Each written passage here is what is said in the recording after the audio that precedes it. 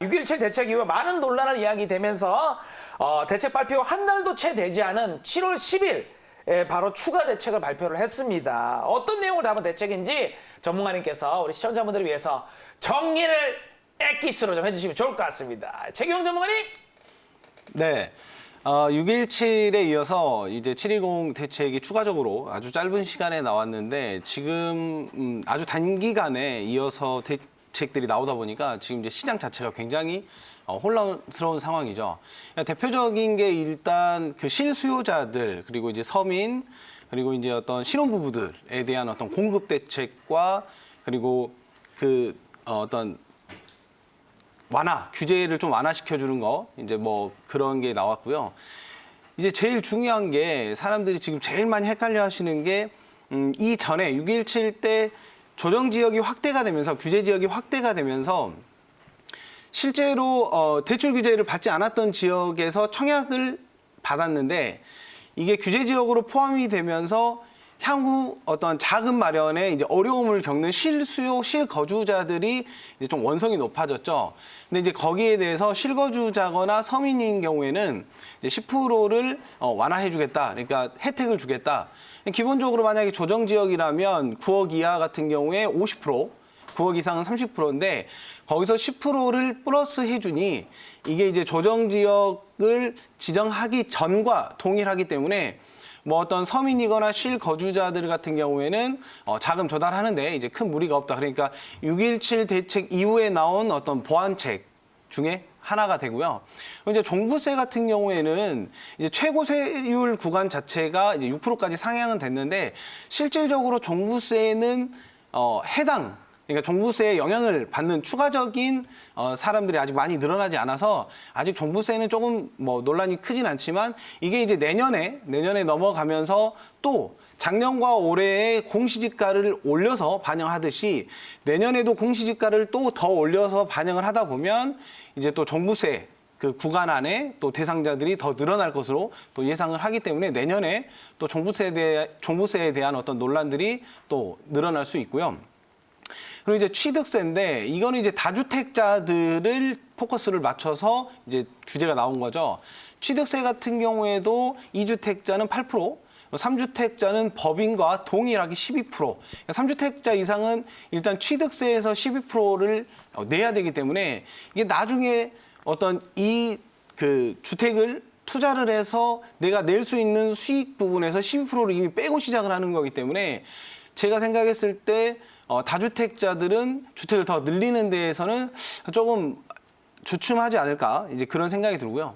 그리고 또 양도세 같은 경우에는 실소유자, 그러니까 실거주자일지라도 단기간에 주택을 사고 팔고 할 경우에는 양도세를 중과한다. 그러니까 짧은 기간에 옮겨 다니면서 어떤 수익을 보는 것을 원천 차단하겠다라는 내용이어서 뭐 1년 이하는 뭐 70%, 2년 이하는 60%뭐 이런 식으로 더 중과를 한다. 이렇게 하기 때문에 아무래도 1주택을 가지고 옮겨 다니시는 분들도 투자 쪽으로는 조금 차단되지 않을까 뭐 이런 생각을 하고요. 이제 지금 이 시장 자체에서 굉장히 많은 혼란과 어떤 논란이 나온 것 중에 하나가 이제 임대사업자에 대한 건데 지금 현재 정부가 들어오면서 부동산의 임대사업자를 혜택을 주게 되니까 임대사업자 등록한 수가 굉장히 많이 늘어나게 됐죠. 이제 다주택자들은 보통 임대사업자를 등록을 해놓고 주택수에서 제외된 상황에서 이제 주택을 늘려가고 또 거기에 대해서 투자를 하고 이렇게 왔는데 이게 갈수록 임대사업자들에 대한 어떤 혜택이 줄어들다가 이번 7.10 대책에서는 거의 이제 혜택이 사라졌다고 봐야 될 정도로 무방한데 4년짜리는 이제 앞으로 등록이 안 됩니다. 그리고 8년짜리 같은 경우에는 앞으로 등록할 시에는 10년짜리, 그러니까 4년, 8년은 사라지고 10년짜리만 남게 되고요. 기존에 4년짜리, 10년짜리를 등록했던 사람들 같은 경우에는 추가 연장이 불가능합니다. 그러니까 만기시가 된 순간 바로 그 임대사업자가 말소돼 버리기 때문에 사업자 자체가 사라져 버리기 때문에 추가 등록이 불가능한 상황이죠. 그러니까 기존에 다주택을 갖고 계시는 분들 같은 경우에 임대사업자를 내놨다. 그러면 그 임대사업자를 이용한 이건 시기를 봐야 됩니다. 이제 19년도 2월 이전이냐 이후냐인데 그 시기에 따라서 또 1주택을 혜택을 보고 일시적 1주택 혹은 임대사업자를 통한 1주택 이런 것들을 혜택을 잘 순서를 계획을 잘 세워서 매도를 해야 아무래도 세금에 조금 도움이 되지 않을까 싶어서 지금 그러니까 이런 여러 가지 상황들이 한 번에 다양하게 이렇게 나오다 보니까 현재 지금 시장에 굉장히 많은 혼란들이 있는 상황이죠. 아, 좋습니다. 그러면은 이 다주택자들의 조세 부담이 굉장히 상당할 것 같은데 그럼에도 불구하고 기존 입장을 고수를 하면서 계속 버틸까요? 아니면 매도를 할까요? 저 이게 굉장히 궁금하거든요. 예.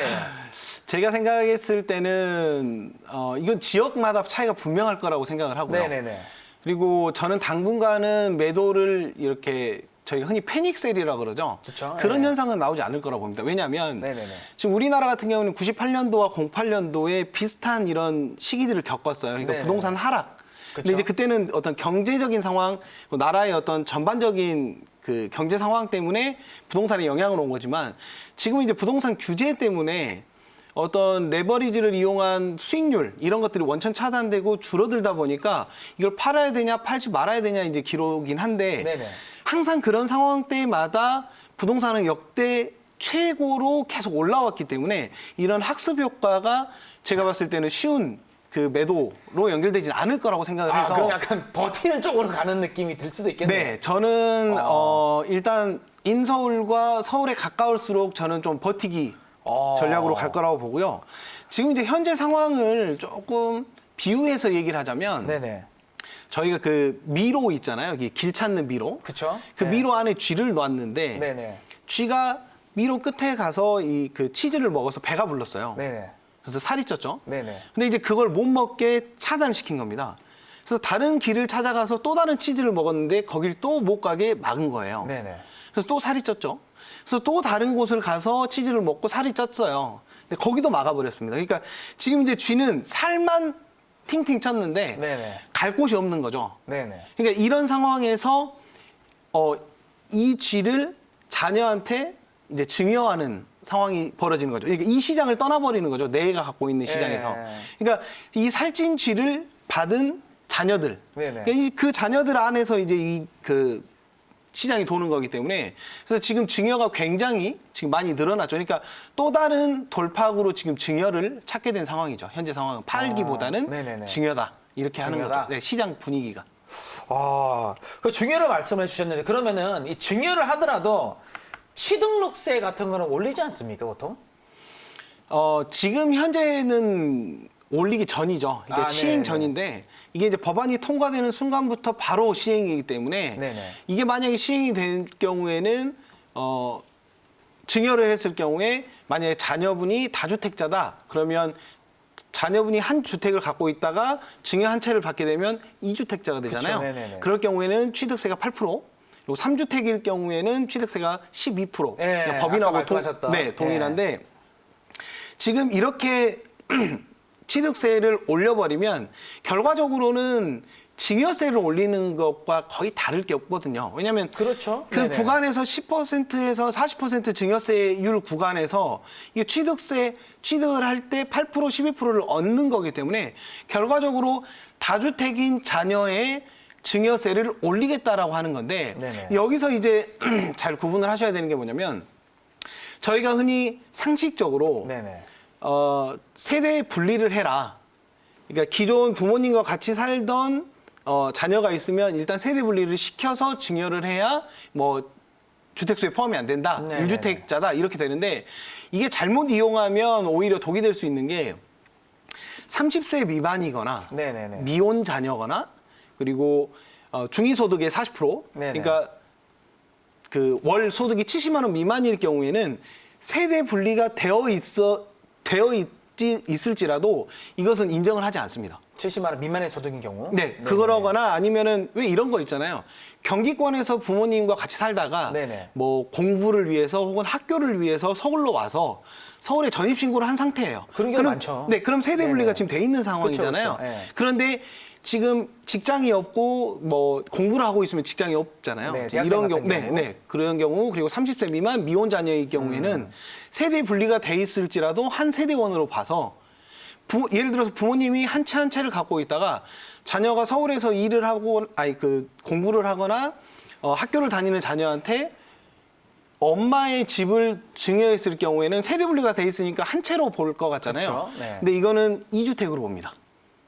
왜냐하면 아버지 거와 자녀가 한 세대원으로 묶여서 들어가기 때문에 네네네. 이건 똑같이 그 2주택자로 보기 때문에 그래요? 네, 그러면 이 자녀는 취득세를 8% 내야 되는 상황인 거죠. 그러니까 이 세대 분리를 하지만 그 아래 부가적인 요건까지도 같이 따져봐야 되기 때문에 네네. 무작정 세대 분리가 되어 있다라고 해서 이거를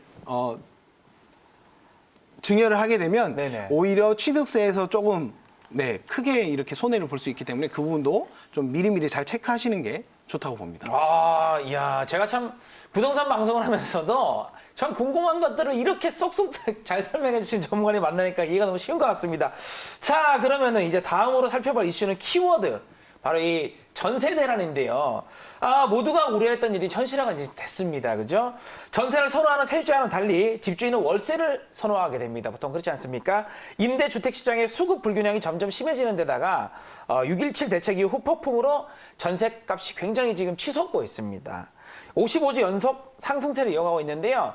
자, 이에 대해서 전문가님은 어떻게 보십니까, 그러면은? 네. 일단 전세 대란, 그러니까 전세가 거의 지금 이제 어떤 지역 같은 경우에 매매가에 근접할 정도로 올라와 버렸는데 그런데 굉장히 많죠. 네네. 네네.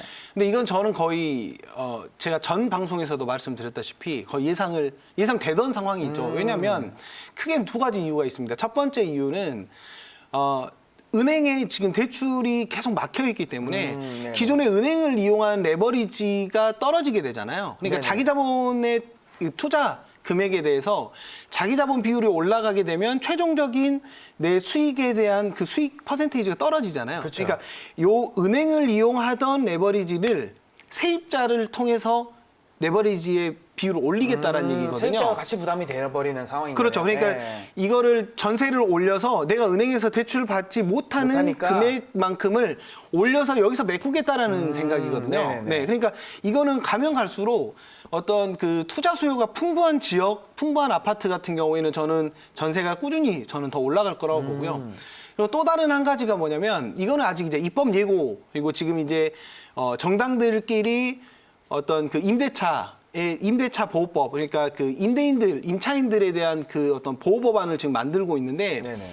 여기 아직 확정은 되지 않았지만 여러 얘기들이 많죠. 지금 어떤 당 같은 경우에는 뭐 2년을 재계약 갱신 기준으로 하되 한 번 연장하는 거는 집주인이 거절하지 못하게 그러니까 무조건 연장. 네네. 그러니까 총 4년이죠. 또 어떤 분은 2년에 2년까지 해서 총 6년.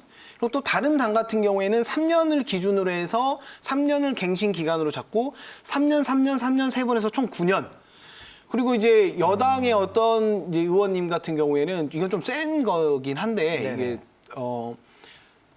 전세 같은 경우에 그 집주인이 갱신을 거절할 수 없는 법안도 얘기가 나왔습니다. 그러니까 이렇게 되고 또 그렇게 됐을 경우에 기존의 재계약 갱신 시에 5% 상한, 그러니까 올릴 수 있는 금액이 5% 상한이기 때문에 그러면 그 5% 상한이 확정되기 전에 미리 올려놓자는 거죠. 왜냐하면 지금 미리 올려놓으면 법안이 통과되더라도 지금 올려놓은 그 전세 금액이 기준점이 되기 때문에 거기서 5%씩 올려도 집주인들이 이제 손해보지 않겠다. 손해보지 않는다라는 의미이기 때문에 지금 이 임대차 3법과 그리고 어떤 지금 규제에 따른 레버리지를 다시 세입자를 통해서 만들겠다. 뭐 이런 의지들이 제가 봤을 때 지금 전세 대란을 만든 상황이고 요 전세 대란은 전 지역에서 나온다기보다 저는 투자 수요가 풍부한 지역일수록 전세가는 계속 올라갈 겁니다. 네네. 원래 예전에는 거꾸로 예를 들자면 강남 같은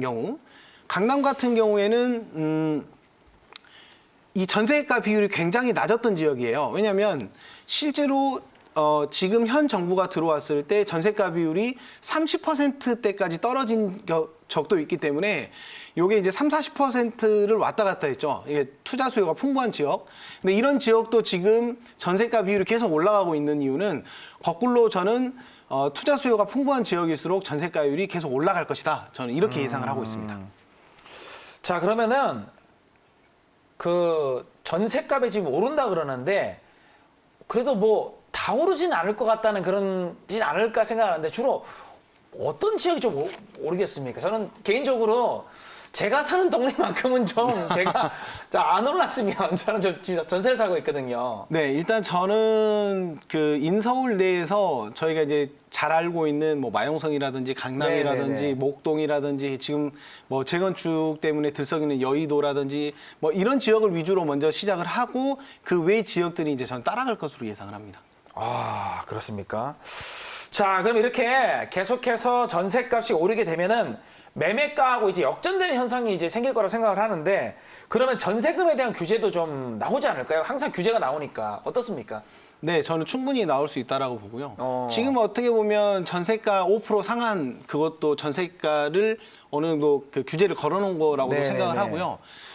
뭐 이건 예측이니까요, 예상이니까 뭐 예를 들자면 전세가 비율을 어떤 지역을 지금 조정지역 투기과열지구 지정을 해서 그 지역 안에 그 어떤 대출 금액을 제한하는 것처럼 네네. 저는 전세가 비율 자체를 지역별로 저는 한계선을 지정할 수도 있다 이렇게 생각을 합니다. 충분히 만약에 전세 대란이 일어나서 실제 그 세입자들이 어떤 그 전세를 잘 못 구해서 사회적인 문제까지도 뭐 그쵸, 번져간다면 저는 충분히 추가적인 규제는 얼마든지 할 수 있다라고 생각합니다. 네네. 자, 오늘 우리가 그 살펴볼 마지막 이슈의 키워드는요, 이제 주택 공급 대책입니다. 자, 지난 16일 김현미 국토부 장관님께서 주택 공급을 위한 그린벨트 해제에 대한 논의를 했다가 4일 뒤인 20일 문재인 대통령이 그린벨트 해제하지 않고 보존하겠다라고 발표를 했는데요. 그린벨트 해제가 무산이 됐으니까 공급 확대를 위한 다른 방안을 강구할 것으로 보이는데 자, 그렇다면 어떤 방안이 있을지 그것도 좀 궁금하거든요. 네. 네네. 그러니까 이게 이제 정부 측에서 하는 얘기들이 또 있고요. 이제 부동산 전문가분들이 하는 이런 얘기들이 그쵸, 있는데 네. 이제 정부 측에서 그 대안으로 얘기한 게 이제 어떤 공공부지. 그러니까 예를 들자면 지금 최근에 용산의 정비창 기지에 8,000세대를 네네. 공급하겠다라고 얘기했던 그런 공공택지, 공공지 이제 그런 것과 또 군유지. 그러니까 군이 소유하고 있는 지역에서 어떤 군사시설이 이동을 한다거나 아니면 그 군사시설이 폐쇄된다거나 뭐 이런 지역 같은 경우에는 거기다 이제 주택 공급을 좀 늘릴 수 있다. 뭐 이렇게 예를 들자면 용산 미군기지 같은 경우가 좀 대표적이 될 수가 있고요. 또 하나는 지금 이제 서울시에 전반적으로 재개발 재건축 시장이 많이 억제돼 있었는데 요 재건축 재개발에 대한 어떤 기준점, 그러니까 좀 예를 들어서 얘기하자면 어떤 건축 심의 자체를 조금 완화해서 이걸 건축 심의를 좀 통과해서 빨리 재건축 재개발을 할 수 있도록 뭐 재개발 재건축 시장을 좀 완화시켜서 공급을 늘리는 방법 뭐 이런 것들이 있고요. 또 하나는 그 용적률을 상한시켜서 네네. 지금 기존의 건축으로 올라가고 있는 것들의 용적률을 상한해서 예를 들어서 20층이다 그러면 이걸 30층까지 지을 수 있도록 해서 이제 공급량을 늘리는 방법 이런 여러 가지 방법들이 현재 존재하고 있습니다. 네. 전문가님 말씀하신 대안들도 여러 이해관계에 의해서 의견 대립이 예상되는데 가능할 것 같습니까? 진짜는 그 궁금해요. 뭐 의지가 있다면 가능하겠죠. 네, 네. 의지가 있다면 가능하지만 이제 그 이해 관계 부처들이 반발이 저는 좀 예상이 되는데 일단 네네. 첫 번째로 공공지 같은 경우에는 지금 땅이 거의 없습니다. 공공지를 만들어낼 수는 없고요. 이제 군유지 같은 경우에는 지금 군의 입장은 국방부 입장은 충분히 지금까지도 많이 줬는데 더 달라고 하면 이제 계속 이렇게 군들이 그 지역을 벗어나게 되니까 네네. 이제 그것도 어떤 보안상 이제 안보상의 문제가 있을 수 있다. 네네. 그래서 이제 그 의견 대립이 있고요.